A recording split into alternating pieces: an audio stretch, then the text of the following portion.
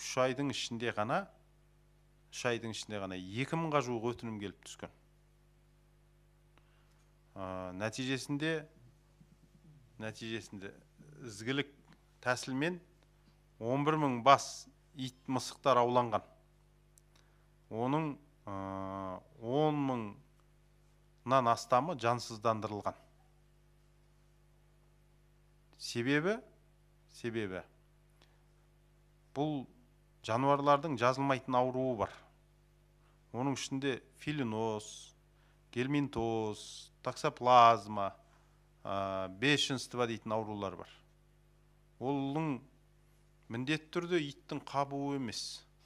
Иттің зәрін, нәжісін басып кеткен күннің өзінде адамға жұғатын аурулар бар. Және бұның адам ағзасына әсері өте зор. Сол себепті мынау иттер мен мысықтар ауланғаннан кейін міндетті түрде лабораториялық тексеруден өтеді. Жоғарыда аталған аурулар табылған жағдайда ол жануарлар міндетті түрде жансыздандырылуға жатады. Енді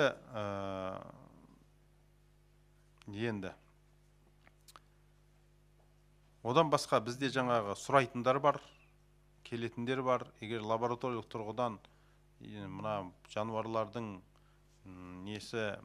денсаулығы дұрыс болатын болса, біз оны бере аламыз. Ұстаймын дегендерге үйтіп алынған бізде 100 жануар бар екен, үй жануары бар екен. Бірақ оны үйтіп алғысы келетіндердің саны бізде өте аз.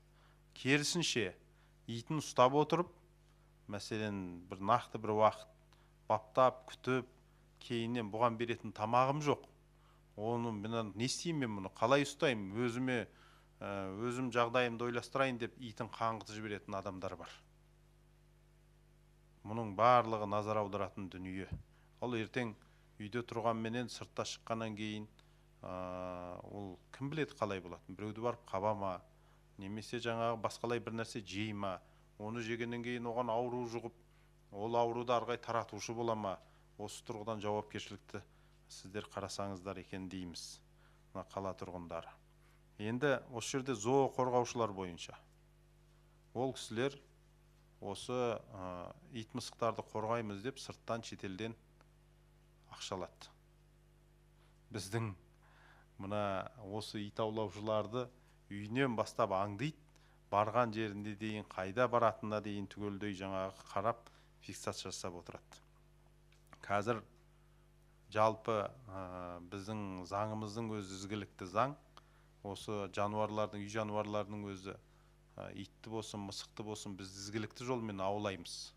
Бұрын Кеңес одағы болсын кезінде білесіздер ғой, бақшанаға қалай жүзеге асырылған. Қазір ізгілікті жолмен жүзеге асырылады. Дегенмен ол кісілердің кейде жаптым жала, жақтым күйе дейтін мәселесі де бар. Ол кісілерге емес қой шетелден тиын алатын.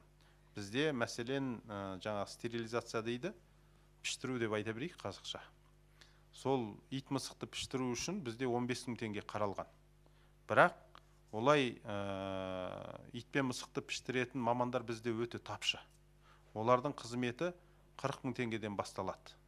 Ал оны бюджеттен бөліп, стерилизация жасап, одан кейін қайтадан көшеге шыққан иттің ашуы бұрынғыдан басым болады. Мұны да ешкім ескеріп жатқан жоқ. Ол бұрынғыдан да жаңағы захор болады ғой, білесіздер. Захорланып, заланып, адамға да шабуыл жасайтын кездері бар. Енді дегенмен біз ол жолды да пайдаланып жатырмыз. Пайдаланғанда қалай пайдаландық? Өткенде ғана бір жағдай болды. Біз осы бір неше итті?